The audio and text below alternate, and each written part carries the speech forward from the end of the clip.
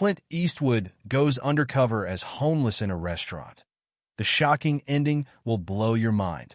We dream of reaching 1,000 subscribers by the end of February. Subscribe to the channel and be part of this dream too. Clint Eastwood, the legendary actor and filmmaker, had seen the world change in ways that both fascinated and disappointed him. His weathered hands, once used to gripping the reins of Hollywood's biggest productions, now clutched a tattered blanket, his clothes stained and his face hidden beneath layers of artificial grime. Tonight, he was not the man the world knew. He was an aging homeless man, a drifter, someone society overlooked. The plan was simple. Infiltrate one of the city's upscale restaurants and observe how the privileged treated those they deemed insignificant. His team had worked meticulously on his disguise, ensuring that even those familiar with him wouldn't recognize the lines of wisdom beneath the filth. He had always been an advocate for justice in film, but tonight, justice was something he sought in real life. The upscale eatery, Le Magnifique, was a place where the wealthy gathered to flaunt their success. It was known for its exclusivity, the kind of place where the maitre d' judged guests not by their reservation, but by their attire and perceived social standing. Clint, now a mere shadow of himself, walked toward the grand entrance, his heart pounding in anticipation. Would they let him in? Would they turn him away? He wasn't here to provoke. He was here to see the raw nature of human behavior when no cameras were rolling. As he approached the doors, his reflection in the glass barely resembled the man he had been for decades, a powerful director and icon. Now he was invisible. The doorman's eyes met his with immediate disgust, and the maitre d', a tall, slender man with perfectly combed hair and an air of superiority, stepped forward, blocking the entrance. "Sir, I believe you are lost," he said, his voice dripping with condescension. Clint knew this was coming, but it still stung. "I just want a meal," he muttered, playing his role with convincing exhaustion. The maitre d' scoffed. "I'm afraid Le Magnifique is not the place for charity cases." The phrase hung in the air like a slap to the face. The other diners, dressed in their finery, barely turned to look. To them, he was nothing more than a stain on their pristine evening. A young waitress, standing nearby, hesitated. She looked at Clint with something resembling sympathy, but fear shadowed her features. Helping a man like him could cost her job. Clint locked eyes with her for just a second, and in that instant, he saw a flicker of humanity that reminded him why he was here. But before she could act, the maitre d' signaled to the security guard, a burly man who moved toward Clint with deliberate intent. "I'm going to have to ask you to leave," the guard said, his grip firm on Clint's arm. As he was escorted out, Clint felt the bitter taste of reality settle in his chest. He had expected rejection, but the cruelty in the dismissal still cut deep. What he didn't know was that this was only the beginning. Clint stumbled back onto the sidewalk, his breath slow and steady, though his heart raged inside his chest. The cold air bit at his skin, and for the first time in a long while, he felt what it was like to be truly discarded. He sat down on the pavement near the restaurant's entrance, a move that would undoubtedly annoy those inside. He wasn't done observing, not yet. His mind swirled with the exchange he had just endured. The maitre d's arrogance, the security guard's indifference, and the way the other guests hadn't even blinked at his humiliation. But the young waitress, she had hesitated. He had seen something in her, a quiet rebellion, a flicker of empathy buried beneath fear. If anyone was going to defy the system, it would be her. The question was, would she? Inside, the evening continued as if nothing had happened. The maitre d' returned to greeting the wealthy. The clinking of crystal glasses filled the air, and conversations carried on uninterrupted. But by the kitchen doors, Emily, the young waitress, stood frozen, her hands gripping the tray so tightly her knuckles turned white. She had seen it all before. The way the restaurant prided itself on luxury while treating people like Clint as if they were less than human.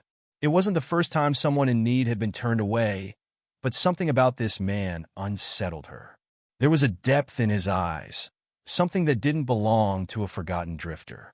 She inhaled sharply, knowing she had two choices: look away like the others or do something. Her heart pounded against her ribs.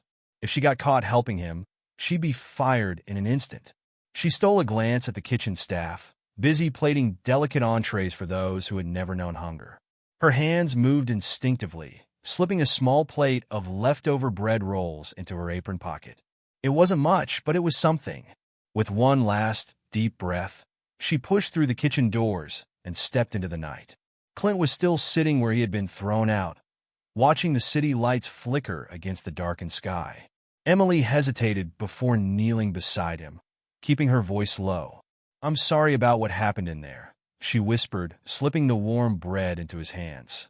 Clint looked at her, surprised by the gesture. His fingers curled around the bread, feeling its warmth. He could see the nervousness in her face, the fear of being caught. "You didn't have to do this," he said, his voice softer now, almost grateful. "I know," she murmured, glancing back at the entrance. "But I wanted to." Before she could say anything else, the restaurant doors swung open, and the maitre d' stepped out, his sharp eyes narrowing at the sight before him. His lips curled into a sneer. "Emily," he said, his voice as cold as the night air. "I hope you're not making a mistake." The weight of his words was heavy, a warning wrapped in thinly veiled contempt. Emily's pulse raced, but she stood her ground, swallowing the lump in her throat. "I was just," she started, but the maitre d' cut her off. "Inside. Now." She shot Clint one last glance before scurrying back through the doors, her fate hanging in the balance. Clint watched her go, exhaling slowly. He had seen courage before, but in that moment, he realized something important. Real change never started with grand gestures. It started with small acts of defiance. And tonight, someone had taken the first step. Emily's hands trembled as she stepped back into the glowing warmth of Le Magnifique, her pulse hammering against her ribs. The maitre d's glare burned into her back, a silent promise that there would be consequences for what she had done.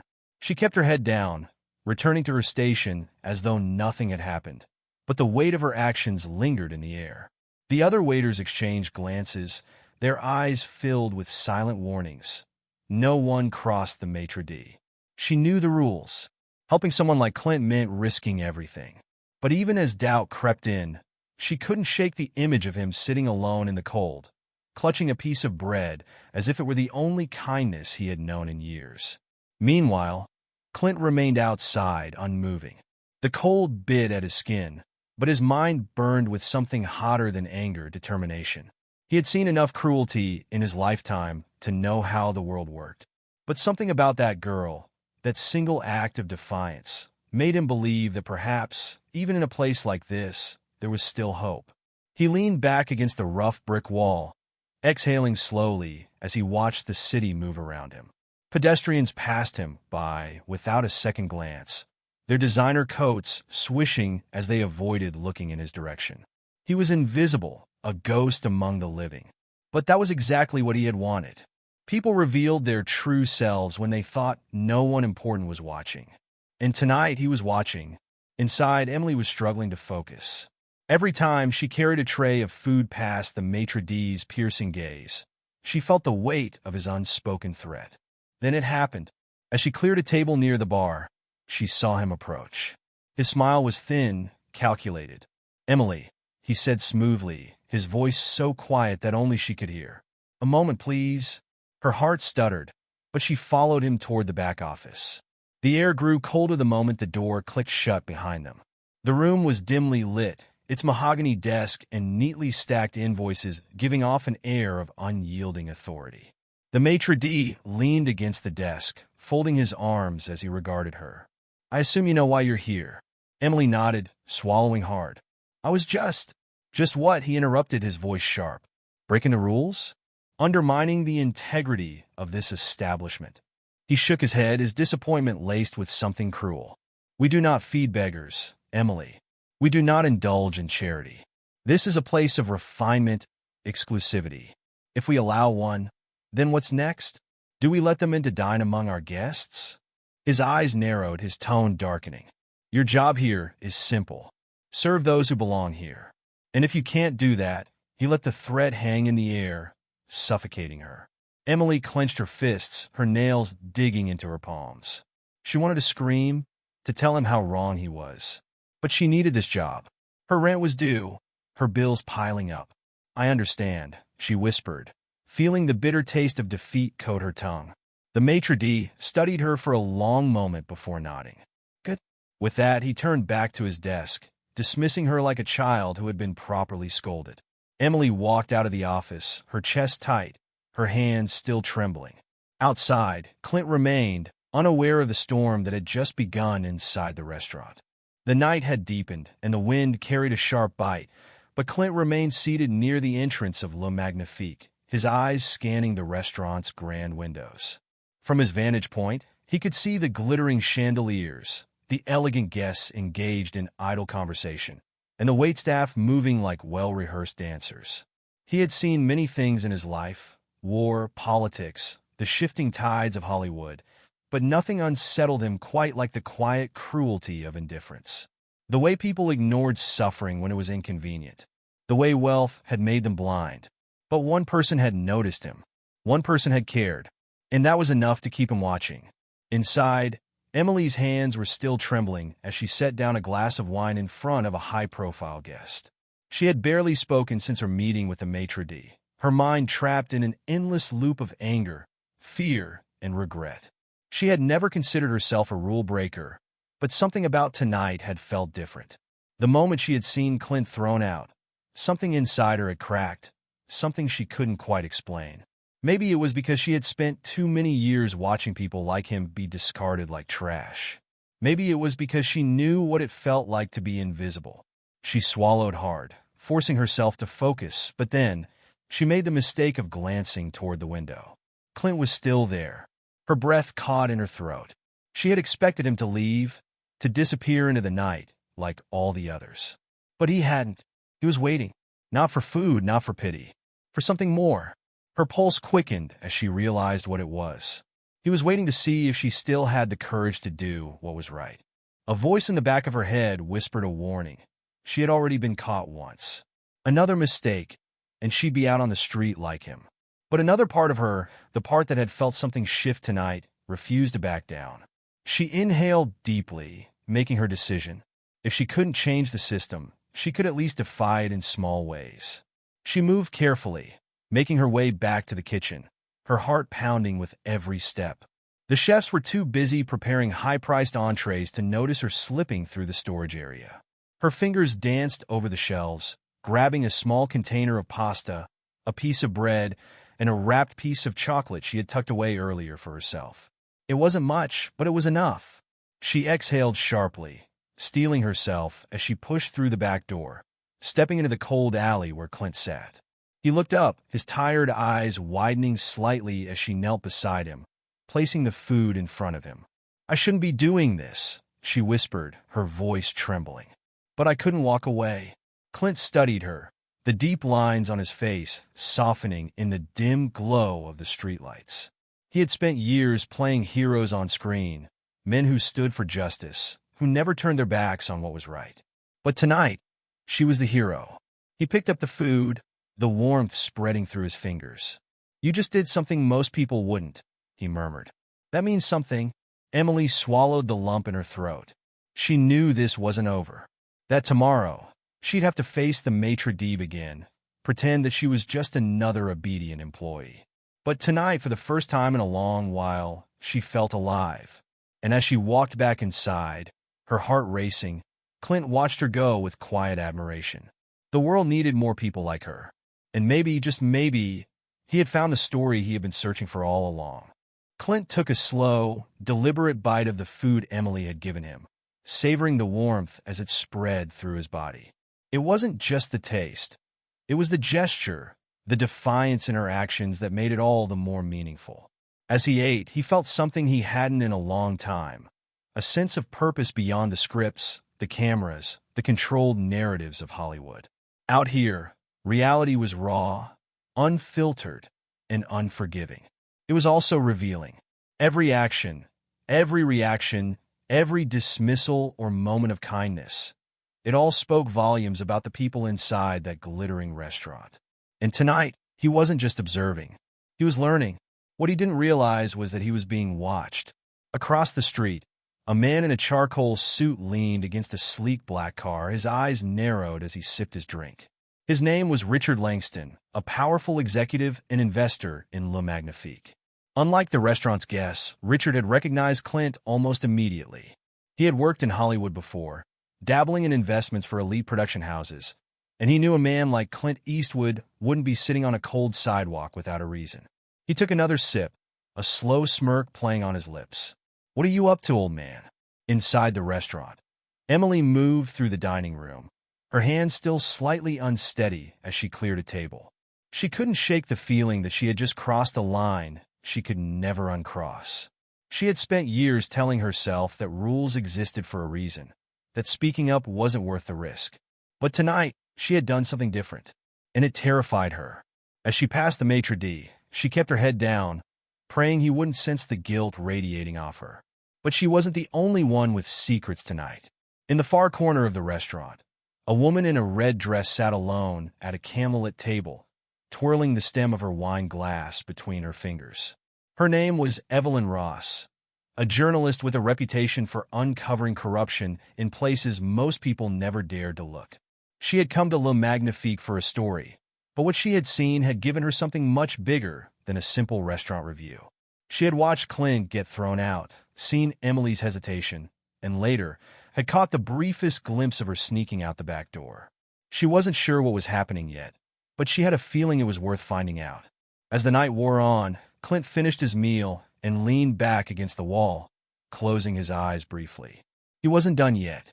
There was something bigger brewing here, something beyond a single act of cruelty or kindness. He could feel it, and as the restaurant bustled behind him, as Richard Langston watched from the shadows, and as Evelyn Ross quietly took notes in the corner, one thing became clear. Le Magnifique had just become the stage for something far greater than any of them could have imagined. Clint remained on the cold pavement, his fingers interlocked as he leaned against the brick wall, listening to the city breathe around him. The night had settled into a quiet hum, but beneath the stillness, he could feel the weight of something stirring. He had spent his career crafting stories of heroes and villains, of triumphs and betrayals, but this was real. He had expected indifference, cruelty even, but what he hadn't anticipated was the shifting tide beneath the surface. The waitress, Emily, had made a choice tonight. A small one, but a choice nonetheless. And choices had consequences. Inside Le Magnifique, Emily kept her movements controlled, her expression neutral, but inside, her nerves were frayed. She could feel the maitre d's gaze on her, a constant, silent warning that her actions had not gone unnoticed. She had defied the unspoken rules of this place, and she knew it wouldn't be forgotten. As she collected empty plates and refilled glasses, she caught sight of a woman in a red dress watching her from across the room. Emily hesitated. The woman wasn't a regular. Emily would have remembered someone with that kind of presence. There was something in her eyes, an intensity that made Emily feel as though she was being studied. Evelyn Ross had spent years uncovering hidden injustices, peeling back the polished veneer of high society to reveal the rot beneath. She had come to Le Magnifique expecting to find the usual blend of excess and arrogance, but tonight had offered something different. She had seen the way Clint had been dismissed, the way Emily had hesitated before slipping out the back. And now, watching the tension coil around the young waitress, she knew there was a story here, something worth digging into. Swirling the wine in her glass, she reached for her phone and snapped a quick, discreet photo of the maitre d'. If there was something rotten in this place, she would find it. Across the street, Richard Langston remained where he was, leaning against his sleek black car, his eyes never straying from Clint. The legendary filmmaker was no fool. He was here for a reason, and Richard intended to find out what it was. He had spent decades maneuvering among the wealthy elite, ensuring that men like himself remained untouchable. But Clint Eastwood wasn't just another name on a guest list. He was a storyteller, and storytellers had a way of exposing things that were meant to stay hidden. Richard exhaled slowly, a thin smile curving his lips. "Let's see how far you're willing to go, old man." As the night deepened, the city carried on, oblivious to the silent battle unfolding in the shadows of Le Magnifique. Clint remained in his spot, waiting, watching.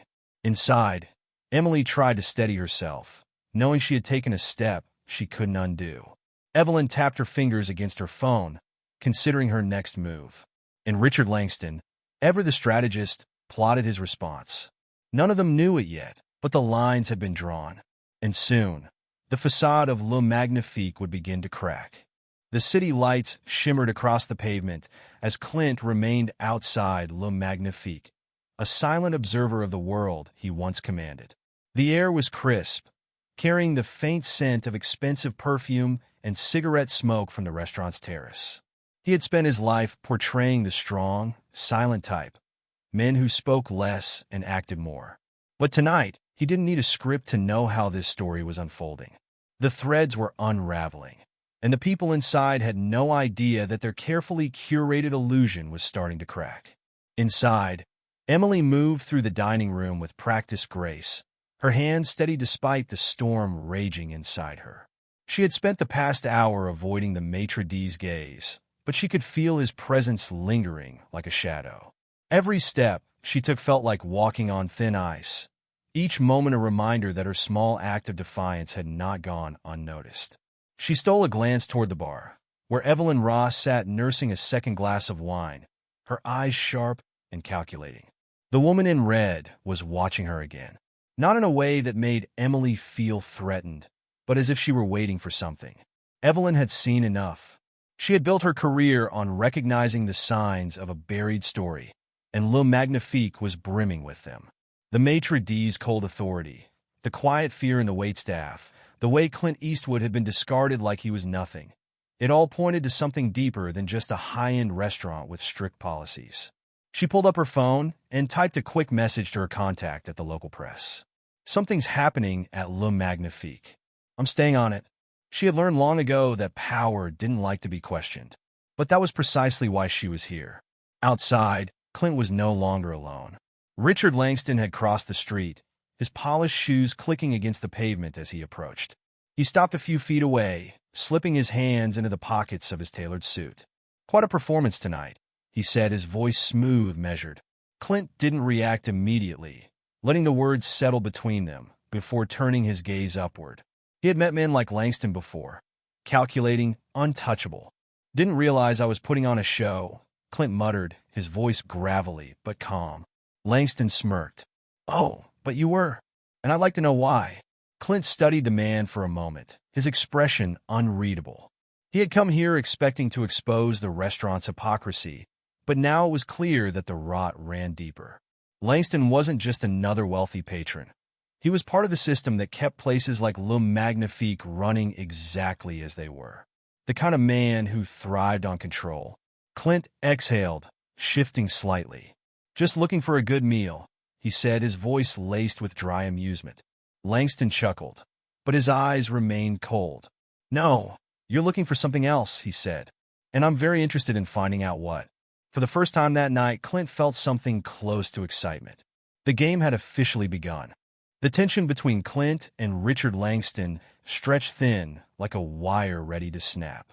The city hummed around them, oblivious to the quiet battle unfolding in the shadows of Le Magnifique. Clint didn't flinch under Langston's scrutiny, nor did he rush to answer. He had learned long ago that silence was often more unsettling than words. He could see it in Langston's posture, the slight shift of his weight, the way his jaw tightened. The man was used to control, to getting answers before he even needed to ask the right questions. But Clint had played this game before, and he wasn't about to break character now. Inside the restaurant, Emily's hands shook slightly as she placed a plate in front of a guest. She could feel the maitre d's presence looming behind her, his disapproval pressing down on her like a weight she couldn't shake. She had spent years following the rules, never questioning, never pushing back. But tonight everything felt different. She had taken a risk, and now she could feel the walls closing in. She risked a glance toward the bar, where Evelyn Ross was still watching, her fingers idly tapping against the stem of her wine glass. The journalist wasn't just observing anymore, she was waiting. And Emily had the sinking feeling that something bigger was about to break loose. Richard Langston took a slow step closer to Clint, his polished shoes clicking against the pavement. "I know who you are," he said finally, his voice low but firm. "And I know you didn't just stumble in here by accident." Clint smirked, a slow, deliberate expression that barely reached his eyes. "Didn't think I was hiding," he murmured, his voice rough but steady. Langston exhaled sharply through his nose, the barest hint of frustration flickering across his face. "You think you're making some kind of statement? Coming here, playing the role of the forgotten man?" He shook his head, his lips curling slightly. "You're not the first to try and expose us.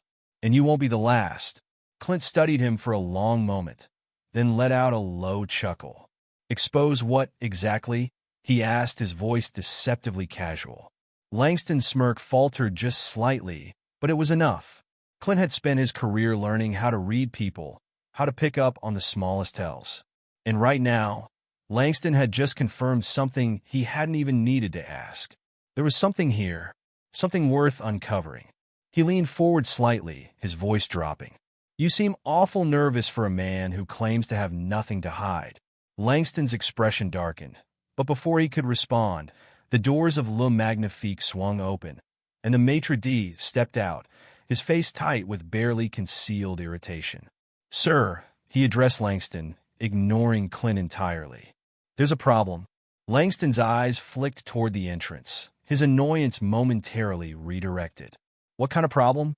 The maitre d' hesitated, glancing at Clint before lowering his voice. "It's her," he said, jerking his head toward the restaurant. Langston's face hardened. He didn't have to ask who her was. Inside, Evelyn Ross stood from her seat, tucking her phone into her purse with practiced ease. She had seen enough for one night. The story was already writing itself, but she had a feeling this was just the beginning. And she had no intention of walking away now.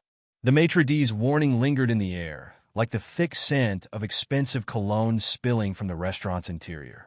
Richard Langston's expression shifted subtly. He was a man who had built his empire on control, and now that control was slipping through his fingers. He turned back to Clint, the glint in his eyes darkening. "It appears our night is about to get more interesting," he muttered, before brushing past him and striding in a Le Magnifique with the confidence of a man who owned more than just a restaurant. Clint remained where he was, watching the scene unfold, knowing that the moment he had been waiting for was drawing near. Inside, Evelyn Ross walked toward the maitre d' with a steady, unhurried pace, her confidence unwavering. She had been in situations like this before, rooms filled with polished men who underestimated her, who thought their power made them untouchable. She had learned long ago that the best way to break them wasn't with a fight, but with truth. "I'm sure you know who I am by now," she said smoothly, her voice just loud enough for a few nearby patrons to take notice. "Evelyn Ross." The New York Chronicle. The maitre d's jaw tightened, but he maintained his carefully composed exterior. "I'm afraid we don't entertain uninvited media," he said, offering a stiff smile. Evelyn returned his smile, but hers was sharper, laced with amusement. "Oh, but I was invited," she countered, reaching in her purse and pulling out a printed reservation. "Under an alias, of course. Wouldn't want to cause a scene before I got my story." She leaned in slightly. "Though I have to say, you all are doing a fantastic job of giving me one anyway." A murmur rippled through the nearby tables. The maitre d's mask of composure cracked just slightly, but before he could reply, Richard Langston stepped between them, his presence as commanding as ever. "Ms. Ross," he said, his tone of forced calm, "I trust you're enjoying our establishment?" Evelyn turned her full attention to him now, her gaze unwavering. "Immensely," she said. "It's fascinating, really. The way certain people are welcomed with open arms, while others are tossed onto the street without a second thought."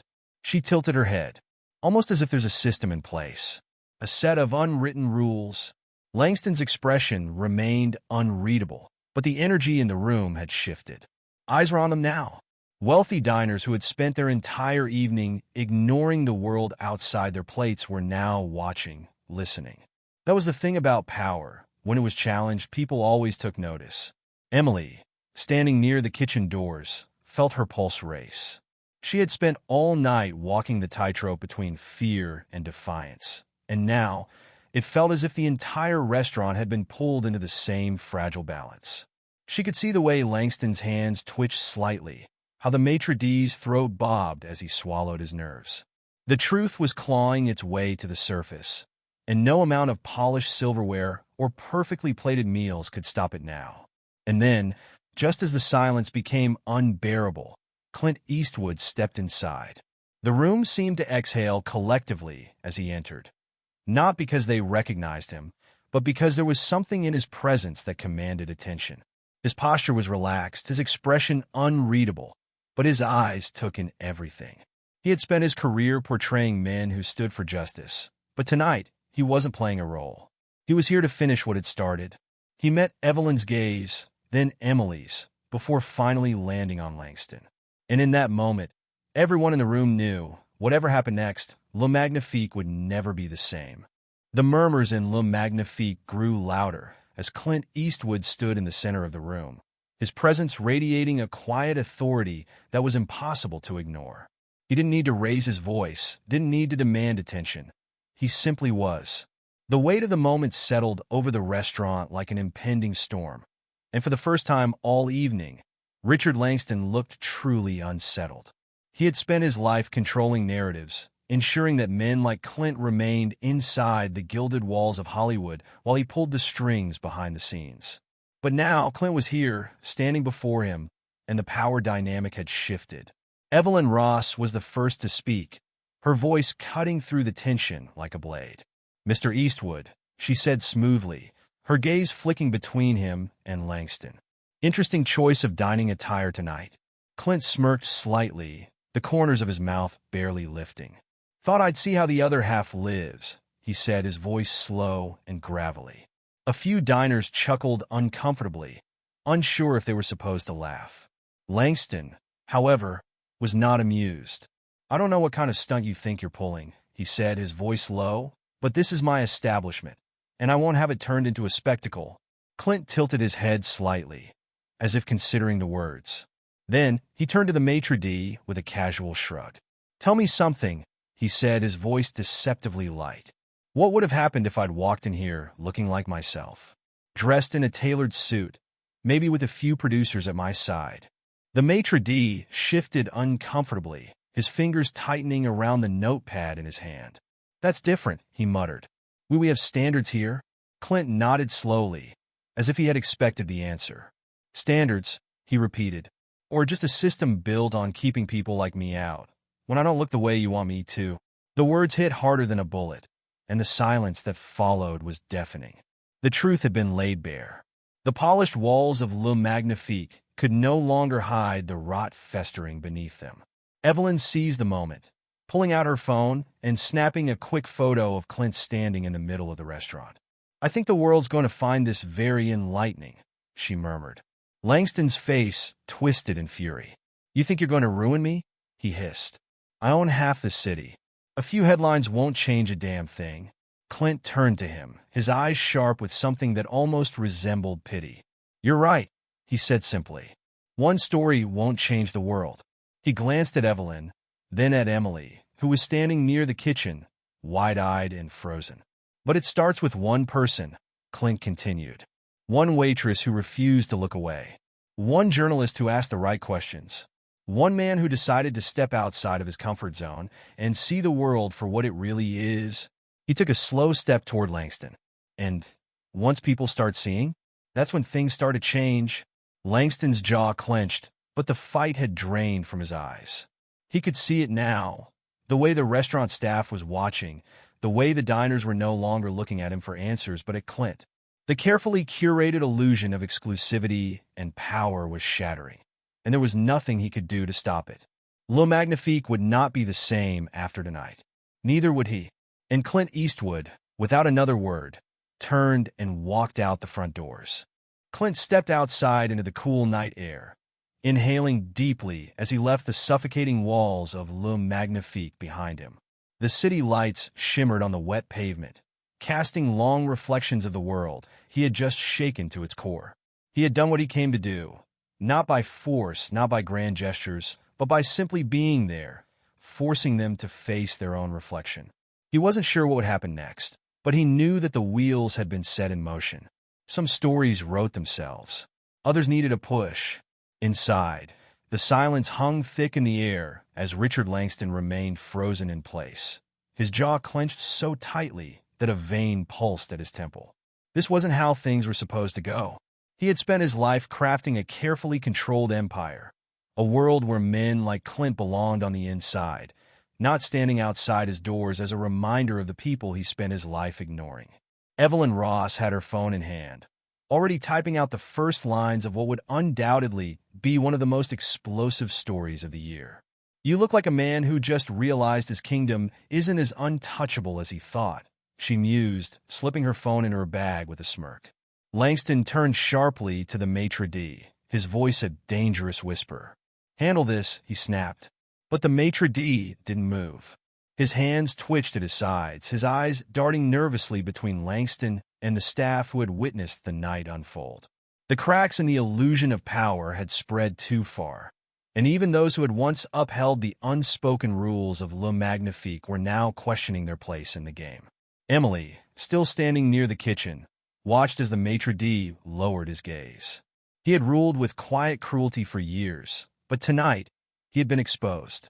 And exposure was something men like him never survived. Emily inhaled sharply, feeling the weight of her own choices settle over her. She had spent years believing that her voice didn't matter, that bending the rules would only get her crushed beneath them.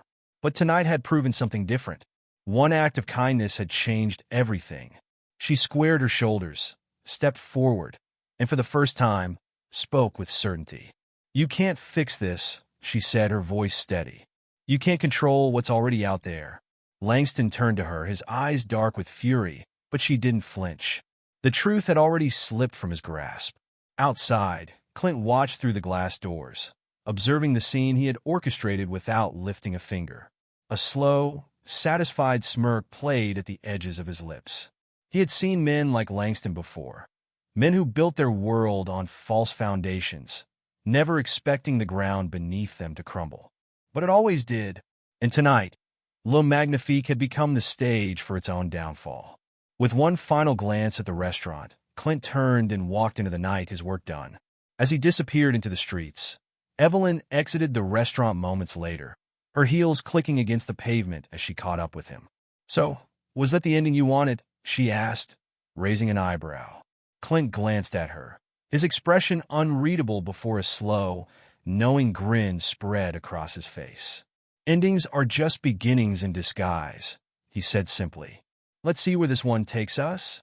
The night air was crisp as Clint walked down the dimly lit sidewalk, the city's hum buzzing around him. The streets, once indifferent to his presence, now felt different. He felt different. He had stepped into Le Magnifique as a nameless drifter, discarded without hesitation. But he had left as a man who had cracked open something bigger than a single night's injustice. His steps were unhurried, steady, as if he already knew that what had happened tonight would ripple far beyond the walls of that restaurant. Evelyn Ross matched his pace, slipping her phone into her pocket. The weight of the story she was about to publish sat heavy in her hands. "You know this is going to go viral," she mused, tilting her head toward him. "The world's going to eat this up. Hollywood legend goes undercover as homeless, exposes elite corruption. It practically writes itself." Clint chuckled, the deep, gravelly sound low and knowing. "That's the problem, isn't it?" he said. "People love a story. They just don't always know what to do with it once it's in front of them." He glanced at her. "You think this changes anything?" Evelyn exhaled, her breath visible in the night air. "It starts something," she admitted. "And sometimes that's enough." They walked in silence for a few moments, the weight of the night settling between them. Behind them, Le Magnifique still stood tall, its glittering facade unchanged, but inside, its foundation had cracked. Richard Langston would try to salvage what was left. The maitre d' would continue his quiet tyranny, for a little while, at least. But something was different now. The story had been told, and stories had a way of taking on lives of their own. Back at the restaurant, Emily stood in the break room, staring at her reflection in the small mirror above the sink. She had always thought that standing up for something meant shouting, fighting, forcing change. But tonight, she had learned something else. Sometimes standing up meant simply not looking away. She had made a choice, and though she didn't know what it would cost her yet, she wasn't afraid anymore. Taking a deep breath, she removed her name tag and set it on the counter. She didn't need it anymore. The next morning, the headlines exploded. Clint Eastwood goes undercover. Elite restaurant caught in disgraceful act. The footage Evelyn had captured, the whispers from other employees who had finally started talking, it all came together in a storm of media frenzy. By noon, the restaurant's social media was flooded with outrage. High-profile figures distanced themselves. Langston released a hollow statement about misunderstandings and policy reviews. But it was too late. Le Magnifique had been exposed for what it truly was. Clint sat at a quiet diner across town, sipping a black coffee as he read the headlines. He had no desire to gloat, no need to bask in the moment. He had done what he came to do. The rest would play out however it was meant to. As he folded the newspaper and placed it on the counter, he caught sight of Evelyn sitting across from him, her own coffee untouched. She studied him for a moment before smirking. "So, what's next?" Clint took a slow sip, then set his cup down with a small smile. "Don't know," he mused, "but I think I'll stick around a little longer. See what else this city has to show me." Evelyn chuckled, shaking her head. "Something tells me this isn't the last time we'll be having this conversation." Clint tipped his head in agreement, then leaned back in his chair, watching as the city moved around him. The world had seen what had happened. Now, it was up to them to decide what came next. And with that, the legend simply sat and waited for the next story to unfold.